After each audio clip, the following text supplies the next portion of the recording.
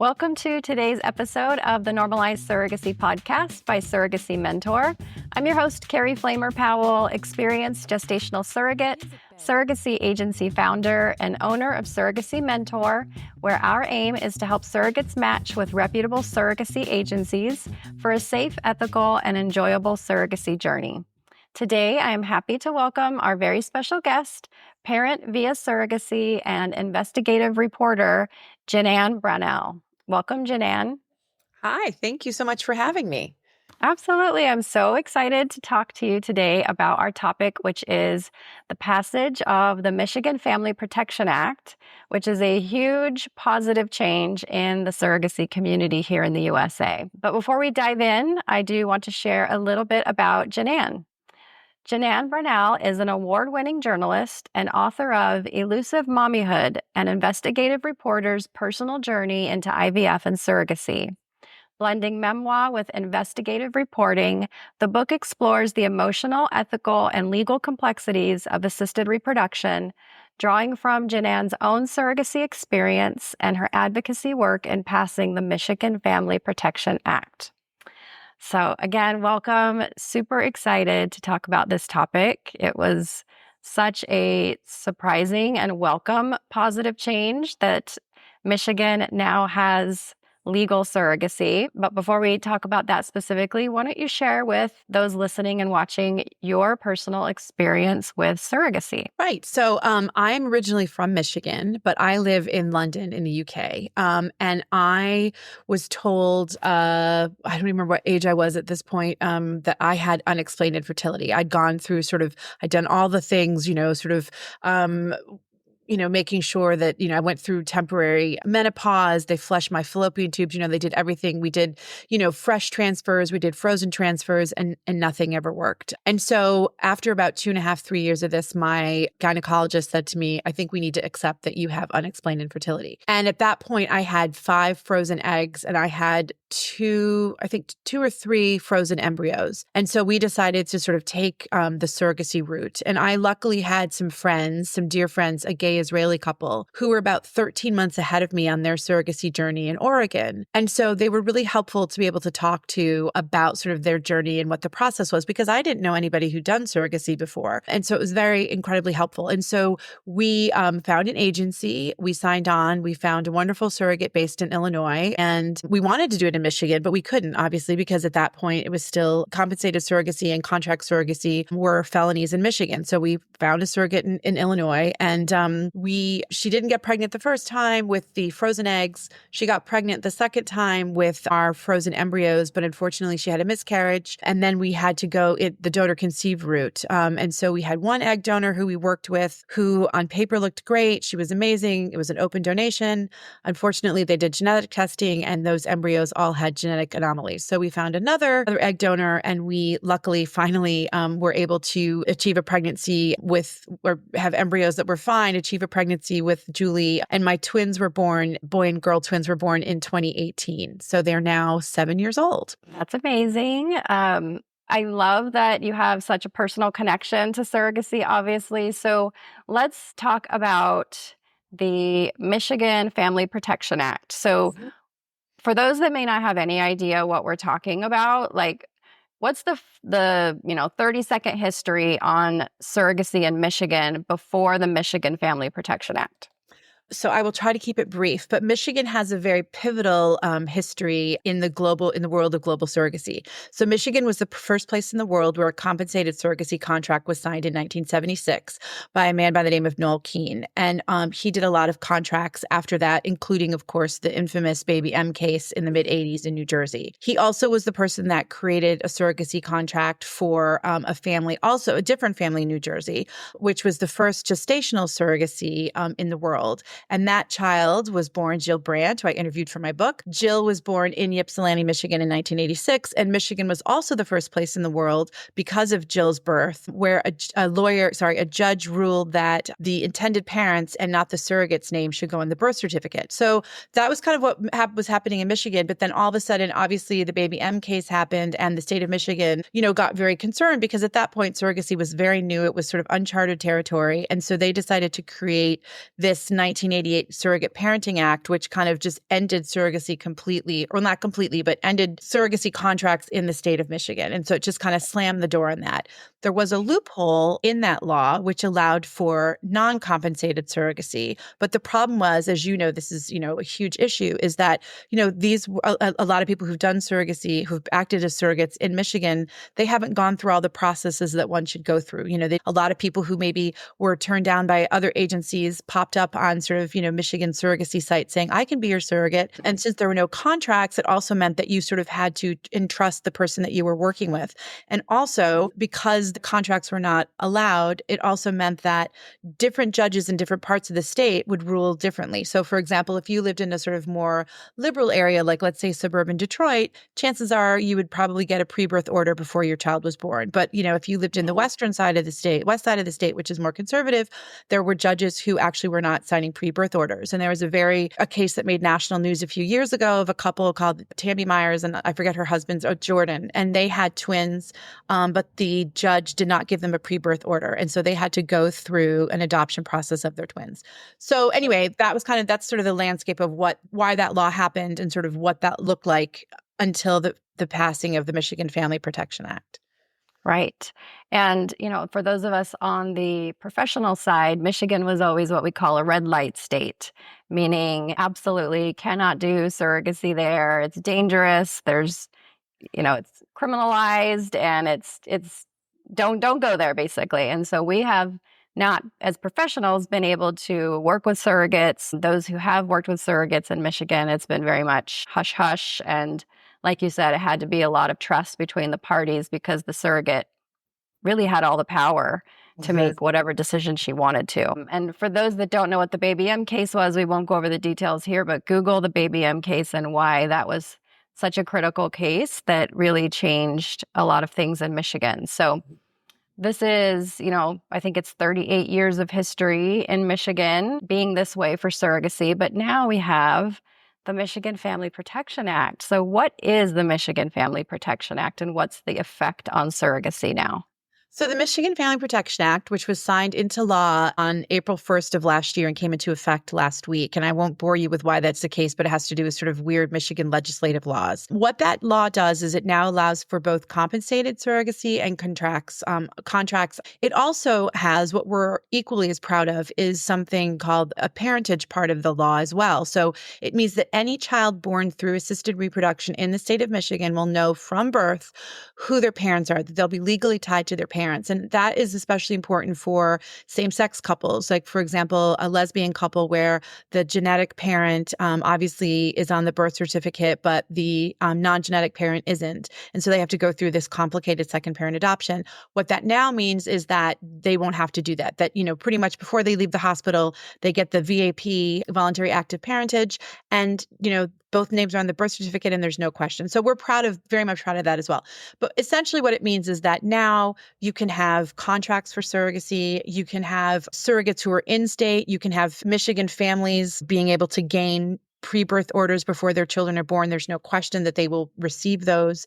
And so it just kind of, it opens up the landscape. And it's really, really exciting because, we've seen so many heartbreaking stories in the state of people who, are just desperate to have kids and they couldn't go out of state for whatever reason. And so either they had to work with somebody who was a non-compensated surrogate, or they just kind of had to, some people unfortunately, child is not by choice in some of these situations. And so it's a huge, huge law. And the great part, we're also really proud because Michigan Family Protection Act, Michigan Fertility Alliance, of which I'm the communications and research director. We worked with some amazing national coalitions like GLAAD, the National Women's Law Center, the Center for Reproductive Rights, to write this law and to make sure that it really was, airtight, that it really represented the surrogates, the intended parents, and the children. And really, we wanted to focus so much on the children as to make sure that they were really looked at in this as well. And so we really think that it's, in many ways, best practice law in surrogacy. And we're just really proud, after almost 4 years of working on it, that it's finally come into effect. Well, it's really exciting because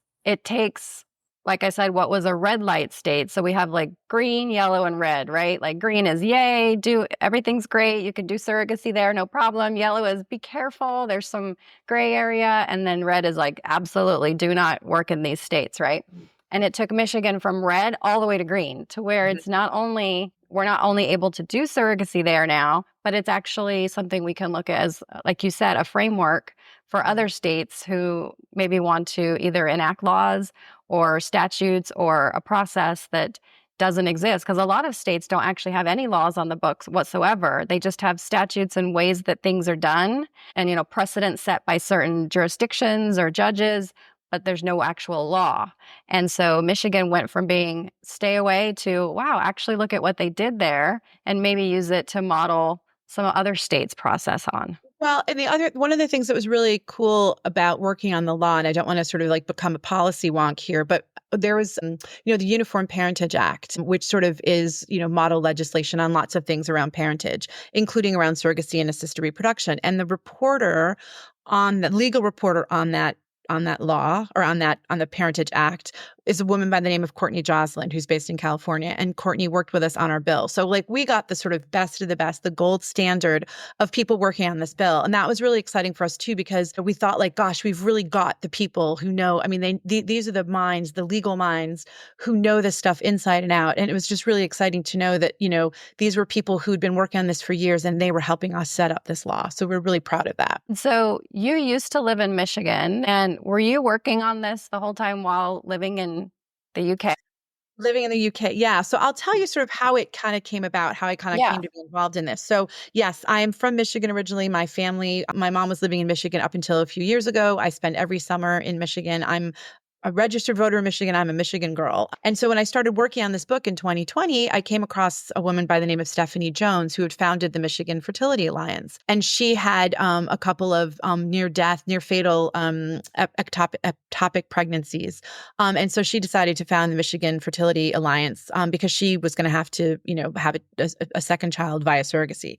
And so I interviewed for my book, and we just like got along like a house on fire. And, we just started chatting, and she didn't know a lot of the sort of national people on this because I'd been doing research on this. And, she was sort of telling me the lay of the land in Michigan. And so it was sort of, we joke sometimes that if we were one person, we'd be like a genius. Like we have the same brain, but like different bodies.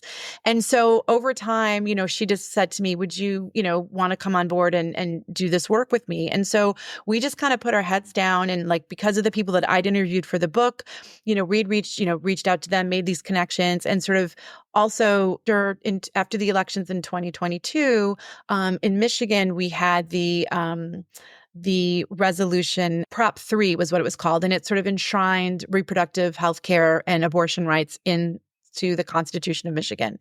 So we were reached out by the Center of Reproductive Rights, who were contacts of mine, and they said, listen, things are looking good in Michigan right now. You guys have just passed this amendment. You've got, for the first time in 40 years, you have a legislature which is, Democratic, plus you have a Democratic governor, Governor Whitmer.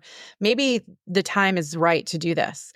And so we just started working with these national organizations, and they just helped us craft this law. And we were, it was an amazing experience because I never thought that I would work on something like this. And it's just to get into the nitty gritty of grassroots advocacy, and also in terms of like working on state legislation, it is a whole hayride of craziness. Well, that's really neat that you were able to be so involved with something that was obviously close to your heart, but from the whole other country. I mean, we have a hard enough time sometimes with people that live here finding the time and the energy and the effort to put forth in their home state. So I think it's really kind of amazing that you were able to do that while being in a completely different time zone, and your surrogacy is already behind you and all of that. So that's really great. Well, it was great though, actually, in a way, because I would sort of start my day and kind of get through a lot of stuff in my day because I'm still a working journalist. And then by the time sort of Stephanie got up, I'd be able to kind of brief her on the work that I did. And then she'd be working into the night on her time. So we kind of had like longer days than maybe most people. So it Mhm. kind of worked out, really well. But there were definitely times like I would have to get on at like midnight to like speak with like, a state senator or something. And I'd be like, bleary eyed trying to, but it was, yeah, I wouldn't say it was the ideal way, but it was definitely the way we had to do it. And so we got it done. It's incredible. And I've done a little bit of legislative advocacy work when I had my agency in Oregon. And you're right, it's a lot. It's a whole other world. And there's so many moving parts and so many things you don't even think about that are involved. And the fact that you guys and when I say you guys, I mean everyone involved in this 4-year process, were able to get this done is incredible. It's a feat for sure, and one that I think surrogacy is better off for in general, but especially, anytime we can further the rights of parents and surrogates and create a process that's ethical and transparent and ultimately in service of families and the child, that to me is a win. And so, what would you say to women who are listening, who are, living in Michigan, that maybe, previously have been told you can't be a surrogate. Sorry, we can't work with you. Who maybe are a little bit nervous and don't quite, trust that everything they've been told for the last few years is actually not correct anymore. What would you say to them? Well, I would say, first of all, go to the Michigan Fertility Alliance website. We've got tons of information on there. One of the things that, I mean, even though it was frustrating in a way that it took so long from when the law was signed to when it actually came into effect, that gave us a year to actually do lots of training. So we trained over, I think, 500 lawyers, judges, hospital administrators, nurses, all these people who are involved in the process. And so I think we do have some webinars floating out there as well. If people really want to deep dive, we've got all that information and all the details. And we also feel really, we've made some great connections with all these people who are sort of looking into working in the state of Michigan, or who already are in the state of Michigan, who we've kind of educated up on this bill. And so they have a good, I think, understanding of all the ins and outs of it. And so, that was also something, a feather in our cap that we hadn't really thought about after we passed the bill. And all of a sudden we're like, oh, we actually need to kind of now put this into effect. So yeah, I would say, have a look on our website,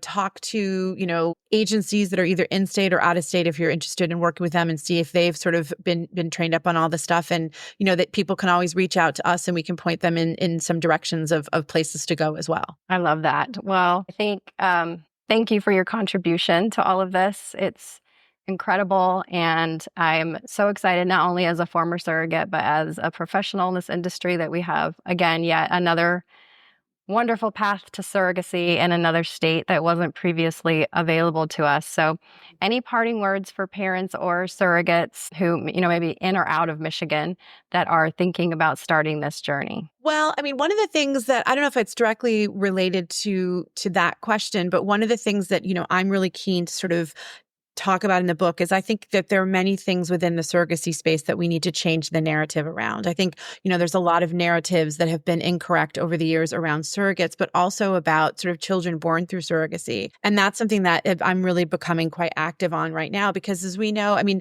there aren't great numbers, but I'm sort of making the general estimate that around the globe, there are probably hundreds of thousands of children at this point over the years who've been born through surrogacy. And granted, the majority of them are still probably under 18. But they have voices and they have, and so I think that, oftentimes you hear people make all these comments against surrogacy, and it's like, but what about the children? And there's an amazing longitudinal report that came out of the University of Cambridge. I'm sure you're probably aware of it, that looked at sort of 40 children born through surrogacy. And it was so amazing because, people are always saying, oh, children are going to feel this way and they're going to feel that way. And actually, this report came out and said, no, actually, children born through surrogacy, at the end of the day, they kind of don't care. Like, they're fine. Either the kids are like, here's a weird, quirky way, here's an icebreaker at a party. This was how I was born. Or kids kind of say, who cares how I was born? I'm here and that's what matters. And I think I'm trying to get that narrative changed a little bit, because I think it's so important to ask, how do kids feel about it? And actually, most of them are just like, who cares? It's more interesting, like what my forehand is like, or, like what my career goals are, like how I, my book report at school. And so that for me is important to kind of try and change that conversation. I agree. As obviously someone who's super involved in surrogacy as a former surrogate, but also as a mom to a daughter born via sperm donation, the same thing is true for donor conceived people. It's, to them, it's just part of their story. It's not who they are. And I think it's all about how we share information about how they came to be. It's all about how we frame it as parents. And I think that the more transparent and the more open we are in general, whether it's donor conception, surrogacy, the better off all parties are, and especially the children. So I'm And one more thing I was going to mention, and this is sort of a plug for just to give you a little bit of an overview that, just because the MFPA passed doesn't mean that our work in Michigan isn't done. But also, we 2 months ago started with some other advocates a national coalition called State Strong. And our national coalition is helping advocates on the ground in all 50 states who are working on legislation in regards to assisted reproduction, surrogacy. As we know, unfortunately, there's a lot of bad things that have been happening in the fertility healthcare space.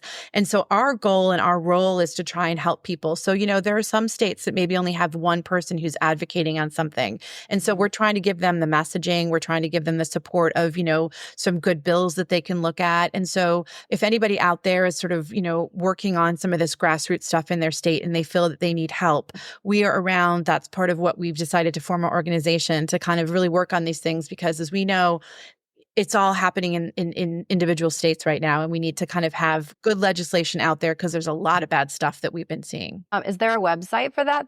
It is statestrong.org. Yep. We just put our website up last week. Well, I'm excited about that, and I'm actually going to check that out because where I'm currently based is Arizona, and we have some work to do here. So I definitely am interested in looking into that. So, well, I'm excited to share the link for that as well as the link for your book and information about Michigan Fertility Alliance, all of the things in this episode so people can learn more. So thank you so much for your time and for all that you've done to further surrogacy.